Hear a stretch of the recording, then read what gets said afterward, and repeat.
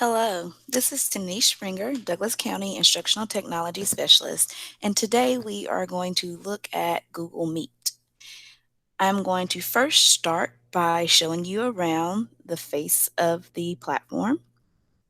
At the top right, you will see ball-headed figures and a number. That number indicates how many people are in the meeting. If you are presenting your screen, it does count your presentation as a person. While we're here, I want to show that you have the ability to pin someone to the screen. Um, you cannot unmute a person, but you can mute a person in the meeting, and you can remove them from a meeting. There is also a chat feature in the top right corner. We tend to use this chat feature as a parking lot for questions. So if you are starting a meeting, one of the first things in setting your meeting protocols would be to choose someone in the class or choose someone in the meeting to be the parking attendant. This person could let you know when whatever your set number of comments or set number of questions have been reached in the chat box, and then you can stop to address those questions. Moving down to the bottom of the screen, if you wiggle your mouse around, then this light gray box will come across the bottom of your screen. Clicking on the first little icon there, let me move this out of the way, will give you your meeting information. So it will tell you your meeting name, if there's any attachments available. And then this is where you can copy your meeting information. And if you're sharing it with your students, you would paste that in your Google Classroom. You could also paste meeting information in an email or in a Google Doc to share it out with people. People can meet directly or join your meeting directly by using the link or by phone. Across your bottom strip here, you have turn mic on and off. You can leave the call. You can come back to a call after you've left a call. The people in the meeting just have to admit you back into the call. You can turn your camera on and off. There are also captions, and you can turn captions on and off in your meeting. And so it will show the people what you're saying.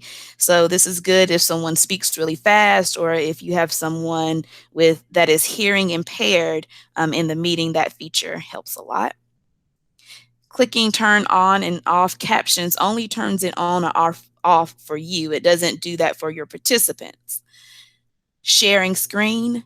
Typically, when I share screen, there are two options for sharing the screen: show tab or entire screen. Because typically when I'm clicking on things, I click on, in my presentations, there are usually hyperlinks. If you are only sharing in tab, it does not take your participants to the hyperlink. They would stay within that PowerPoint or on that website, and they wouldn't go with you. But in sharing your whole screen, it's always important that you have your email closed and other personal information that may be up on your computer kind of tucked away at that time. The More button is the last option on that screen. This is where you can start or stop recording, change your layout, go to full screen, switch camera views from front or back, turn on captions, change your settings with your microphone or your camera, use your phone for audio, report problems, or get help. So that is an overview of this kind of home screen of your Google Meet. It does look the same for a laptop and for a tablet. For a mobile device, it looks a little bit different, but you still have the same options. Okay, so we're going to now look at how to start a meeting. So I'm going to go over to calendar. And on my calendar, so you just choose the day that you want to start a meeting. Move this little notification out of our way. That is a thing that I do like about if you are recording or if you are um, projecting your whole screen, it always reminds you that you're doing so. So click on the day that you want to have a meeting. I like to see it full screen. So you give your meeting a title and you set it up the way you would any other thing that you're putting on your calendar, whether it's your 365 or a Google Calendar. But the difference here that you need to note is adding conferencing. So adding conferencing, and you're going to click on Hangouts Meet. When you click this little down arrow, that gives you your meeting information. Again, if it was for your class, you would copy this and paste it into Google Classroom. If you're starting a meeting with your faculty or with your team or other adults, you could put in those guests here if they're in your contacts. You do have options over here about your guests being able to modify, invite others, and see your guest list. I usually turn those off, but that is a personal preference. If you want your attachments to show up in your meeting, here under Meet, like, these attachments here, you would need to add those things here. So this goes to your drive, or you can upload things from your desktop. But if you forget to do that or don't want to do that, you can always use this sharing screen option, or organize things in a Google folder and share the whole folder with the team or with your class. You just take that link and post it in your classroom, or take that link and send it out in an email, or you can make it a tiny URL. It just depends on how what kind of resources you are most comfortable with. And of course, you're going to save. If things are attached, you'll get an additional prompt to share those resources. And you will want to click yes, share those resources, so that the people in your group will be able to see them. And that, my friends, is an introduction to Google Meets.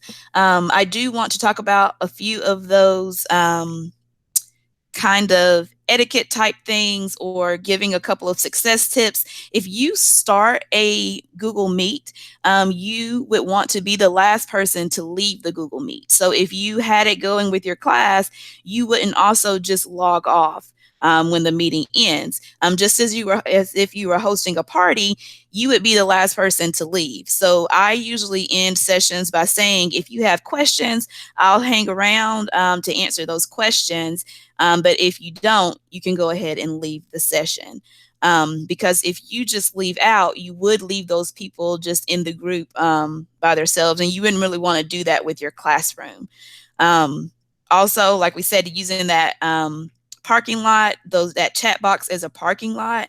And one thing that I didn't mention was asking your participants to mute their microphone. That's going to cut down on feedback, as well as other noises, slamming doors, people entering the room, interrupting your session.